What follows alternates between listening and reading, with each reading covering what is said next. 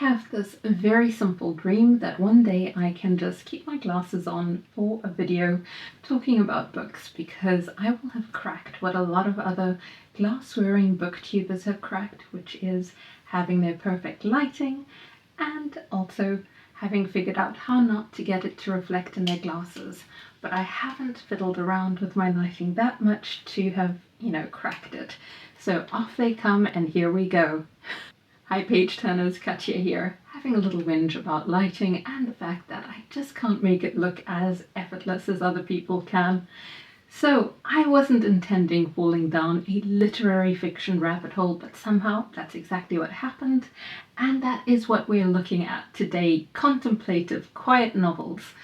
My whole TBR sort of shifted around to match that mood, and I was suddenly lost in introspective, slightly melancholic books, stories that explore memory, solitude, and, well, life itself. I did eventually break free with a full-on fantasy binge, but that's a conversation for another time with a different wrap-up. For now, we're going to talk about books that stayed with me because some are brilliant, some are challenging, and a couple of them made me unsure what to make of them. So here we go. Kicking off with Clean by Alia Trabucco Zerán, translated by Sophie Hughes, a book that you're bound to have seen on BookTube a lot. It was Reading the Globe fiction choice for our Reading the Globe project. What happens when a woman who has been in the background for years suddenly comes to the foreground and speaks? At just under 300 pages, Clean is a powerful novel about class, power, and the erasure of identity of domestic workers in Chile. This all happens through the lens of Estela Garcia, a housekeeper who starts the novel with confidence, only to have her voice slowly eroded by time, circumstance, and an unspoken understanding of her place in society. The novel starts at the end, an interesting choice that makes us feel both inevitable and intimate. And we also have things like the Estelido social protests that are happening in the background. They've got the TV on with different scenes that are playing out in the book, and you can't help but become aware of some of the important issues happening in Santiago at the time that this novel was written, or rather placed in. So Zerán's balance of characters, studies, and social critique was really impressive. It gave us a lot to talk about in the group. The novel doesn't hand you any easy answers, and Estela's resentment colours everything. So is her portrayal of the family that she's working for fair, or is she slightly rewriting history in her memory? One element lingers, a child innocently asking her mother to put makeup on Estela to make her clean white. And that brings in the racial element and how indigenous populations in Chile are treated. The writing is compelling, but it demands patience. You'll get more from this book if you engage with Chile's historical and social context, otherwise it can feel a little out of context. It's not here to make you comfortable or give you a character you'll love, it just wants you to listen. So I would say a haunting, claustrophobic read that lingers long after you've finished. It doesn't just tell a story, it challenges how we perceive people society often ignores. If you've read this and want a deep dive, do check out the live that I did with Roz from Scally Dandling about the books, and Debs from Raina Reads, which is linked in the video description. Then we go on to Inspector Imanishi Investigates by Seicho Matsumoto, translated by Beth Carey. Murder mystery where the detective's greatest weapon isn't high-tech forensics, it's patience. And Matsumoto's Inspector Imanishi Investigates is a slow-burning but deeply rewarding crime novel that's set in post-war Japan. So when a man is found murdered on the railway tracks, Imanishi methodically unravels the case, travelling through bustling cities, quiet villages, slowly piecing together seemingly unrelated details until a full picture emerges. And I enjoyed that. The atmospheric detail is outstanding. You feel like you're shadowing Imanishi through Japan's shifting landscapes. The novel leans more on intellect and deduction than high-stakes action, making it really deeply satisfying for fans of cerebral mysteries, piecing together puzzles. The case unfolds with meticulous precision and captures the bureaucratic, methodical nature of real police work. So, a note on Japan's nightlife culture in crime fiction. In Inspector Imanishi Investigates, Matsumoto doesn't shy away from depicting Japan's post-war entertainment districts, hostess bars, and the blurred line between companionship and transaction are a subtle yet ever-present reality in these novels. And I started noticing this while reading Tokyo Express, where it took me a moment to realize that trains and railway systems weren't the only recurring motif. The waitresses in the opening scene here weren't just serving drinks.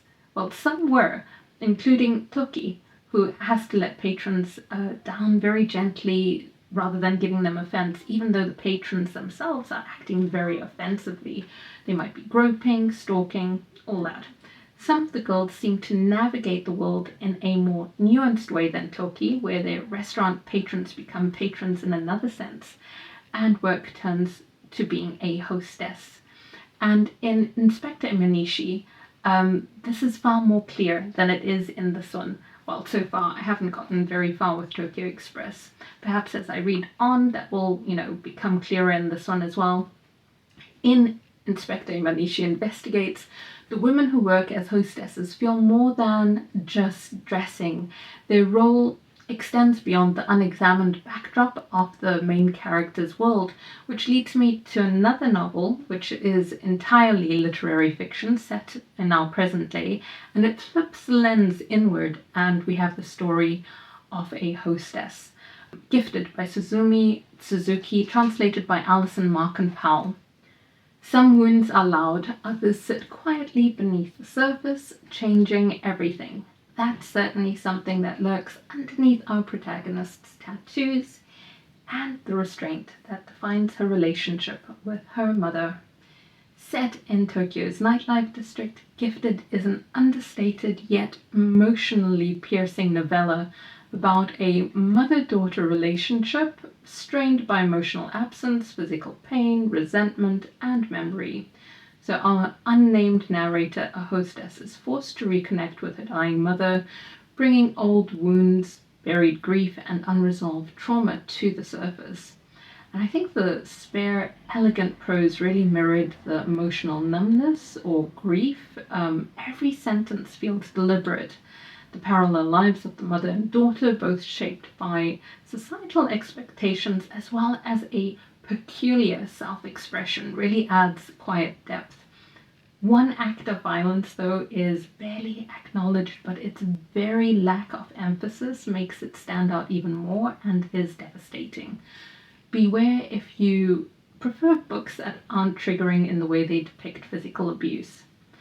Now, the shift in perspective to the Japanese hostess made me think about a Netflix film called Call Me Chihiro, about a hostess who now works as a bento worker, or a bento shop worker, so that's food, befriending lonely souls, and they drift in and out of her life. And both Gifted and Call Me Chihiro explore themes of loneliness, societal expectations, quiet resilience, and all of that without judging the main characters. Both works reject the usual tragic tropes, offering instead an introspective, deeply personal story of survival and human connection. So there's something that happened as well in Chihiro that is an act of violence, and in both cases, Gifted and Chihiro, the main characters don't seem to fully process what has happened. It's like they think they processed it, but potentially what's happening is more a case of dissociation and seeing it as though it has happened to someone else. So I would say with this book, there's no emotional catharsis. It is subtle, restrained, leaves things unsaid. If you want something loud, dramatic, and with a full conclusion, it probably isn't for you. It's definitely literary fiction with emotional undercurrents, beautifully done, delicate, atmospheric, melancholic. I don't think it's going to be a highly rated book on different rating thingies, but I think it was done really well. Anyway, Black and Female by Tsitsi Dangarembga. To be both black and female is to navigate a world that was never built for you. that is the sense that comes across really clearly in this essay collection. A collection that feels both urgent as well as timeless, and it dissects race, gender, and colonial legacies while weaving in her own lived experience as a Black woman in Zimbabwe. And I'll say this review is shorter than some of the others, because I tend to do that with essay collections because they cover so many topics. But it's personal yet universal, and her experiences resonate far beyond Zimbabwe. Unflinchingly honest, she doesn't soften her critique of racism and misogyny. Masterful writing, each essay is as intellectually rigorous as it is emotionally profound. So a must-read for those who appreciate sharp, thought-provoking essays that challenge societal norms while offering deeply personal insight. And then we go on to An Unnecessary Woman by Rabih Alameddine, and that carries on that theme of exploring a woman's place in the world. In this case, especially through the lens of someone who is aging. A woman who spends her life reading is never truly alone, or is she? An Unnecessary Woman is a deeply introspective character study of Alia, a reclusive woman in her 70s in Beirut who translates books not for an audience, but purely for herself. Her world is built from literature, solitude, and a city that has endured war, destruction, and rebuilding. And through her sharp, intelligent, and occasionally really sharp voice, we come to know about how books serve as both a refuge and a reflection of her own existence. So I thought what makes this really special is Alia's voice, biting, intelligent, deeply introspective, perfect for anyone who loves books about books. Her reflections on literature, loneliness, and identity make for a really rich, rewarding read. And you know I'm a sucker for older protagonists. I hadn't read this one when I shared my favorite older women in fiction, but I'll have to update that. Probably not gender specific when I update it, because I've now also come across other fantastic characters, all in their 70s. So yeah. Beirut feels like a living entity in this book, scarred by war yet vibrant, mirroring Alia's fractured yet resilient inner world. The novel captures how history and personal experience intertwine, showing how war reshapes not just cities but people, especially those on the margins. We explore aging and invisibility in a really moving way, Alia dismissed by her family and society, questioning her worth in a world that sees older unmarried women as irrelevant, well, divorced women. But through her literary pursuits, she reclaims a sense of purpose that is deeply personal, even if not recognized externally. The novel meanders, but in a way that feels like sitting with a brilliant, eccentric woman musing about literature, war, loss, and the absurdities of life. It has a sort of rhythmic, hypnotic feel to it, especially if you enjoy introspective, philosophical storytelling. So a theme that stuck with me a lot is power and identity and how they manifest in different ways. Alia's solitude is both defiance and shield. In contrast, we have the way that war reshapes people like her brother and Ahmed, who perhaps find power through violence or uniforms, while others like Hannah disappear into silence. So the novel leaves us with lingering questions, not least of all, how do we define usefulness? What does it mean to live a life unseen? And many, many more. I would just say the ending to this book was perfection, like chef's kiss. I loved it. So I also would highly recommend it for a book club or a buddy read. I read this alongside Dia from Novel Idea, and we kept finding different things to discuss. If you enjoy buddy reads, definitely choose this one for a deep conversation. It's an excellent choice. Quiet, contemplative, and rich with literary references. So many references, in fact, that I have left you a link to someone who's taken down all of the books that were mentioned, as well as the music that was mentioned there. So I would love to, explore those. Also, the author, who is a man, absolutely nailed writing a woman, and that was just worth saying because she practically leaps off the page, blue rinse hair and all. Then we go on to, I could talk about it for a long time, so we better go on to Tom Lake by Ann Patchett. And I went with the audiobook, which was narrated beautifully by Meryl Streep.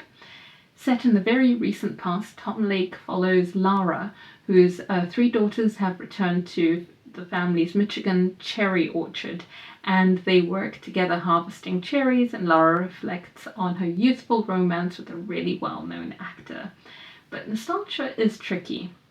Her daughters begin to realize that the story they've always thought they've been told might not be the exact version that they're now getting. And what's compelling about this theme is the theme of omission, intentionally or unintentionally, and how people fill in the blanks. Like, Lara never lied to her daughters, but she's never corrected some of their assumptions, and then some of her daughters' assumptions really surprise her. So I enjoyed that. This hit close to home for me. I once had the situation where a friend repeatedly told me his ex was scary, and it made me assume the worst. Coercion, domestic violence. Years later, I found out that he meant she had left a spare toothbrush at his place, an extra outfit, and on their 6-month anniversary asked to talk about the future. He did not want to talk about the future. They broke up. Meanwhile, I had imagined all these scenarios and avoided this person like the plague. All because I filled in the blanks with my own fears about what it means when someone in a relationship describes the other person as scary. So I think that's what Tom Lake does so well here. The kids sometimes assume something about this relationship that never happened. Streep's narration is phenomenal. She doesn't just read, she infuses every scene with warmth and depth. And then there's the multi-layered narrative moving between past and present, and it's handled with author's usual elegance. It feels natural and not at all forced. We've got themes of memory, regret, and the stories we choose to share. And that makes it feel deeply personal. So no matter your exact life experience, I think you'll find some parallels. Expect it to be sort of slow. It's about emotional depth, not tons of plot twists. Some sections meander, but the past and present mirror each other really beautifully. I love this book, even when I didn't always love the characters' decisions. There's a theme of kindness and forgiveness throughout, which resonated deeply. I've never liked the phrase forgive and forget. I believe in forgiving but remembering, and this book beautifully explores that balance, how introspection shapes our lives while ensuring we keep moving forward. So a rich, nostalgic novel about how we reshape our own histories. So those are my recent reads. I'll be back with you soon, especially since, as you know, I wasn't feeling great this past week. I feel amazing now. I always feel, I'm sure I'm not like feeling 100% amazing, but the contrast between feeling so wiped out by an endo flare and then feeling able to not be bedridden for the day always puts me in such an amazing mood. So that's where I am right now. That said, it's the first time in years that an endo flare-up has been so severe that I felt unable to get out of bed for almost the full day. So I listened to a lot of audiobooks during this time, including the end of The Three Musketeers for the Reading the Globe Classics project, and binging The Forgotten Book by Mechthild Glaser, which is our young adult pick for the project, and so many more. So let me know though what you've been reading. Have you got any recommendations? Have you read any of the ones that I've read? And if you missed my recent reviews of Watermoon and May You Have Delicious Meals, both set in Japan but wildly different in tone, you'll find those linked below. Up next, I'm reviewing The Rainfall Market, and I'm also hoping to share my predictions for the International Booker Prize long list. So that should be out soon. I haven't recorded it yet, so assuming nothing unexpected gets in the way, that should be out soon. So if you're as excited as I am to wildly speculate about what might make the long list, keep an eye out. And if you enjoyed this, don't forget to like and subscribe for more bookish discussions. And since I haven't recorded yet, do let me know your predictions for the long list in case I have missed something and then I'll go, actually this one fits better than my long list one. But no, don't feel obligated. Anyway, I do feel tons better, perhaps not as articulate, but there we go. Thanks for tuning in. Bye!